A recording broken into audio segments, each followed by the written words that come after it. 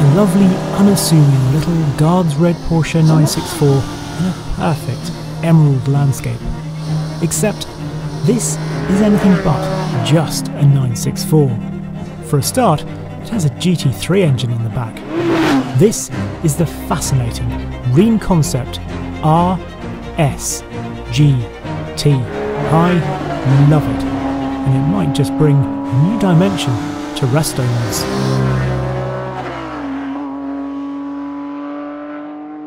If this film leaves you horizontally opposed, then do please think about joining the Hagerty Drivers Club. You get an award-winning magazine and myriad other benefits. To find out more, just click on the link below. You can't have your cake and eat it. An old English proverb dating back to the 16th century or possibly even earlier. The idea that this cannot both be possessed and consumed. Two desirable states that logically can't occur simultaneously. In the car world, well, we obviously strive for it with the idea that a car can be both comfortable and also, well, exciting, racy and sporty. People try for it all the time. It's sometimes achieved sort of relatively rudimentarily with harnesses and a 3-point seatbelt. In the classic world, well, we've seen people try it with adjustable dampers. So the idea that they can be soft and comfortable at one moment and then firm the next. What REEN, however, is trying to do on a scale not seen before is do that through the drivetrain. I always prefer eating, to be honest. REEN is short for re-engineered, and the idea came from this man, Philip Hoffmann. Now, where you or I might think about redecorating the spare room with a riskier shade of paint, Hoffmann would end up building an entirely new extension after calling up Sir Norman Foster for a bit of advice. He was a semi-professional rock climber at one point, and for his day job, he's actually a surgeon doing hip and knee replacements. Some also say that when he removes his glasses, he becomes the man of steel, 316 stainless, naturally. He's built up other Porsches in the past, but always found that while the driver and him wanted the cars to be racy, ultimately this made them too unusable. So he set about finding a way to both have his Black Forest Gatto and eat it. This modified Momo Prototipo wheel, this is the heart of this project, because everything else is sort of something you might see on other resto mods or projects in general, but this is the bit that's really been patented and we might see on other cars. And it's all to do with these switches here labelled RS, G and T, a bit like, it's a bit like a sort of, imagine if the 992 GT3 RS had existed back in the day, and you know, this would be that sort of earlier version of that, I like to think of it of. Anyway, R stands for raw, so that's the exhaust, 8 levels there in terms of opening the flaps up and making it obviously much more raucous. S, I say sensory, I'd also say perhaps sharpness in terms of how the throttle pedal reacts and the variocam changes as well. Again, 8 stages on that. G for gear shifts, because that's the gear blip, so the rev matching function, which you can obviously turn off or then ramp it up in terms of its speed. And T, fairly obviously, for traction control. Whilst you've got the 8 modes in this, and it is really nice, it's very tactile actually to use. They're only small switches, but they're really easy to use and nice to use. You could change this in the future in terms of just having just 2 settings or 3 or 4, whatever seemed appropriate for these. So 8 is just the number that they have at the moment. It's very, very interesting. And as we'll find out, really does change the character of the car. We'll come back to the switches in a minute, but I think it's worth appreciating the rest of the build for a moment. Because despite the almost unadulterated looks, Hoffmann has put a lot of work into the way it drives.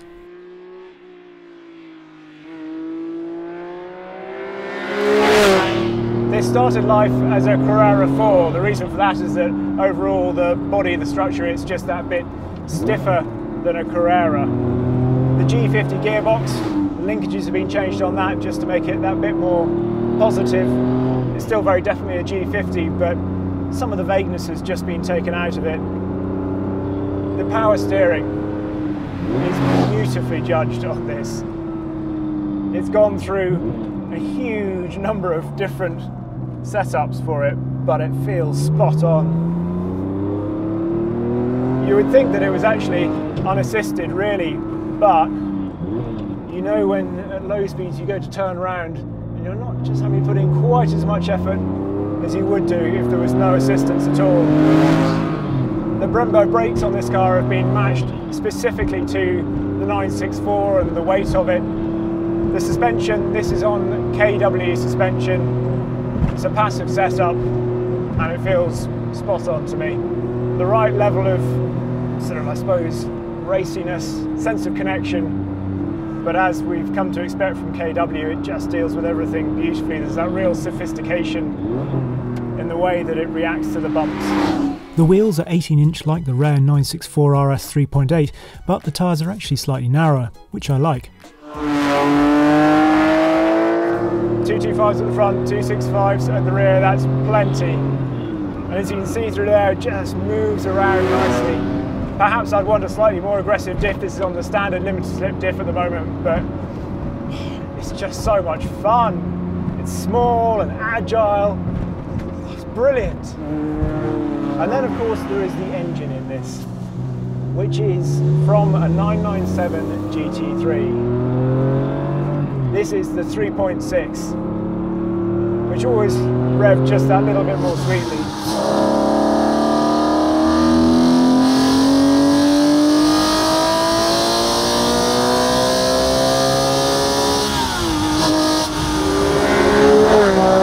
Yes, a water-cooled engine in an air-cooled car. Like you, I needed to know more. Yeah, I picked up on the Mezger design and the 997 GT3 as a go-to engine, because it is, in my opinion, one of the halo car engines out there. And to start to learn a system around it, we needed to start with the engine as is. Huh? You cannot change too many things at once. But to actually get the plumbing of it through there was... It's a long story. I think we did it 3 times along the way, with help from many insights from the company, and it worked out at the end. But I can assure you, it's a long way with lots of angles and lots of tube you have to route through a classic car and chassis that you don't want to mess up that much. Yeah. So it was a journey. There's more to the whole Wasserluft story, but we'll come back to that in a bit. For now, it's time for that steering wheel. So how do all these switches affect the car then? Well, you don't really need me to tell you exactly what they're going to do, so it's best just to show you, I suppose, the extremes really. So at the moment we've got the exhaust in its quietest mode, the throttle map is in its least aggressive, so it's only sort of maximum about 80%. Gear blip, well, it's kind of depends what you want. At the moment it's off, but actually probably if you're being, I suppose, lazy, then you'd want it just on its least aggressive setting. It's an interesting one, so we'll start with that because the system requires you to be on the brakes actually to know that it needs a blip on the downshift. So in 4th gear, if I just decide to go down to 3rd without braking, I need to add in the blip. But if I come into the hairpin like this, and then I'm on the brakes, it does the blip for me.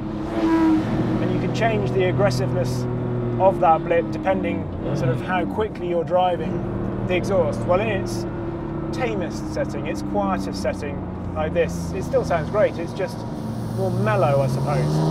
Of course, if you open the exhaust flaps all the way, there's a real kind of rasp to it, a proper race car rasp. However, the switch that has the biggest effect on the driving experience is the next one, S. This is really the crux of the REEN concept. S changes not only the throttle map but also the vario cam as well, and I think it has the biggest impact on the character of the car, something which actually you can feel almost as much when you go back down again. So if we turn this anti-clockwise, it's like the car takes a big sigh. It relaxes, like taking off a pair of ski boots at the end of a long day, which if you've never done it, trust me, it's one of the most wonderful feelings. You would swear that actually you'd done something to the dampers. That's how relaxed it feels when you turn it back down. It's something you can feel on modern cars that have engine modes, but it's somehow even more apparent on this older car. It's a release of tension that somehow extends through the whole machine. It makes the car feel so much more drivable. It's gone from that race car feel to something that you really wouldn't mind driving around town or on a long journey. And then the traction control, which you can just turn all the way off because it's so much fun to slide. Interestingly, because this has the water cooling, so it has the radiators in the front, it's just changed the balance slightly. It's still very much 911, but it's just slightly better balanced because the weight distribution is that little bit better. Why RSGT? Well, it kind of brings together the old and the new, because air-cooled special cars are always RS. Water-cooled came along and the GT models came along, the GT department that we know. And this blends the two fairly obviously, linked by the single mass flywheel, which actually has a 964 part number on it, but matches obviously into the GT3 engine. It's a blend that could feel awkward, but really doesn't. Something about the modernity blended with this pretty understated, simple look and feel. The KW dampers, the Brembo brakes, the changes to the chassis that have just made it all feel really like a 964 that feels like a GT3, a sort of 997 GT3. It's that blend of solidity from the later car matched to all the wonderful characteristics of the earlier one. It feels so small and nimble, and there's not too much grip. Enough power, I think. 400 brake horsepower, it's just plenty. You could always have more, but I don't think you need it. And whilst I love a passive damper, I think you can find a real sweet spot with dampers. I don't necessarily think you need to have the ability to switch. I get why some people want to, but for me, I like the purity of a passive damper, but the way that you can change the character of this car, you can make it be a bit more demure, a bit more understated, not too shouty, and then come to a road like this and dial it all the way up. It's like having a Carrera and an RSR in the same package. And to get to drive it on this bit of road, the Silvretta Pass in Austria, well, it's the scenic cherry on the dynamic cake. Now, of course, Hoffmann has plans for this car. As much as he sees himself as customer number one, he'd like to see all this work reach a wider audience, and sees no reason why it couldn't be adapted to other resto mods. Obviously some things would change for a production car. You wouldn't have this big cable hanging down here like this. You wouldn't even need to have these switches on the wheel. You could have them down here, integrate them however you wanted, and I can really see resto mod companies, particularly the smaller ones, embracing this sort of technology, just in the way that they've been keen to use adaptive dampers. Surprisingly so, perhaps, in some cases, but I think anything that can, well, add a bit more mod into the resto, people tend to really like, particularly if it makes a car more usable. The worst thing is having a car that sits in the garage for any sort of reason.